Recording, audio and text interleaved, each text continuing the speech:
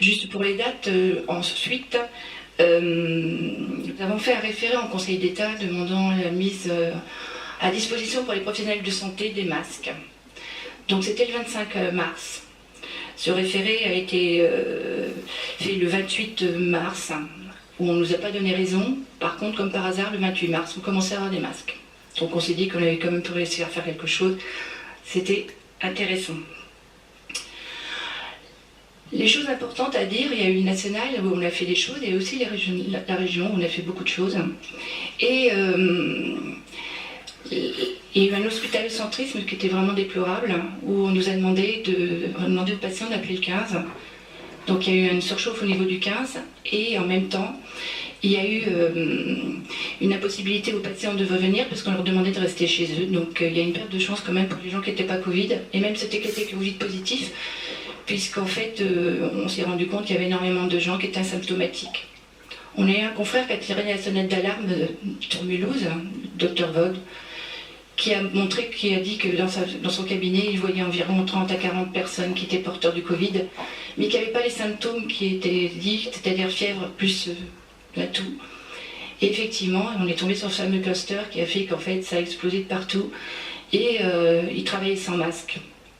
Donc, comme disait mon confrère Jean-Paul Ortiz, on a payé un lourd tribut puisqu'on est à 51 décès, donc 46 en libéral a priori, c'est les derniers chiffres qu'on nous a fournis.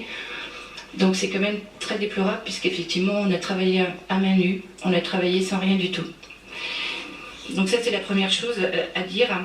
Il est vrai que bon, le manque de masques, bien évidemment, le manque de surblouses, le manque de tests, ont fait qu'on a été confinés au niveau national de façon globale. Ce qui n'était peut-être pas la meilleure des choses à faire, parce que maintenant on fait les détections, et il faut détecter en masse, et maintenant on pourrait le faire, donc ça c'est quelque chose d'important. On a confiné aussi, et ça c'était un problème assez grave, le confinement était fondé sur la peur et sur la culpabilité, et il aurait été bien de le mettre en avant plutôt que c'était un geste civique pour protéger à la fois sa santé et celle des autres, puisqu'en fait les gens se sont mis à avoir peur, et on a maintenant les conséquences de la peur d'une population. Il y a à la fois la peur et à la fois la solitude. Donc non seulement la solitude des personnes qui effectivement restaient en confinement chez eux, mais on a vu cette solitude aussi dans les maisons de retraite et les EHPAD, où nous intervenions aussi, et où nous avions aussi des fois des impossibilités d'intervenir, puisqu'en fait on ne laissait plus rentrer personne. Donc il y a des enquêtes qui ont été faites, entre autres par l'UNPS, qui montraient qu'il y avait une rupture de soins dès le confinement. Donc ça c'était quelque chose d'assez grave, puisqu'en fait toutes les pathologies urgentes, toutes les pathologies chroniques qui étaient étiquetées soi-disant Covid-, puisqu'on ne sait pas, puisqu'il n'y a aucun test qui a été fait, et donc il y a une perte de chance par rapport aux gens qui ont été là. Donc tout ça, on a aussi des choses qu'on pourrait éventuellement vous faire passer pour que ce soit annexé à cela. Il y a eu le problème des urgences, avec une prise des urgences qui était assez difficile. Donc on a réussi à organiser des parcours Covid+, et Covid-, enfin, je dis Covid-. Il y a eu le problème de la reprise d'activité qui était assez difficile aussi, puisqu'en fait on a manqué quand même de mesures de protection pour nous, pour le personnel. Il y a énormément de personnes, de professionnels de santé qui n'étaient pas médecins, comme les kinés, comme les dentistes, comme les podologues qui nous ont fourni du matériel.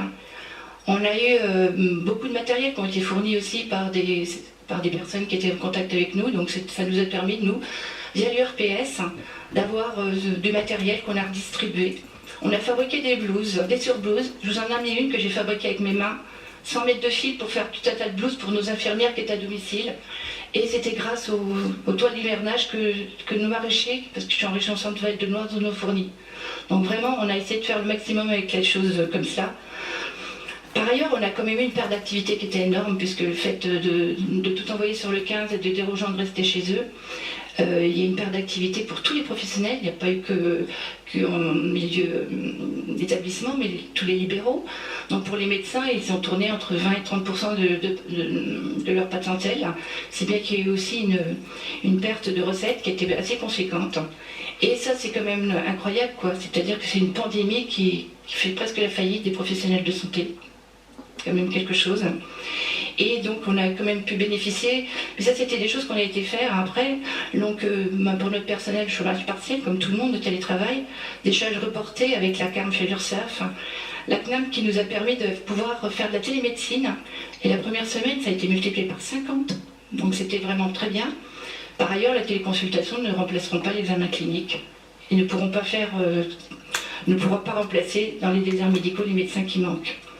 Donc nous avons eu grâce à cela des possibilités de pouvoir être pris en charge et donc ça c'était important. Il y a des choses aussi par rapport aux professionnels de santé qui ont été malades ou d'autres malheureusement sont décédés. Donc il y a eu les 14L, les problèmes d'indemnité journalière qui ont été très tardivement admises. Et puis on a le problème de la maladie professionnelle actuellement qui est encore en cours. Et donc ça c'est important.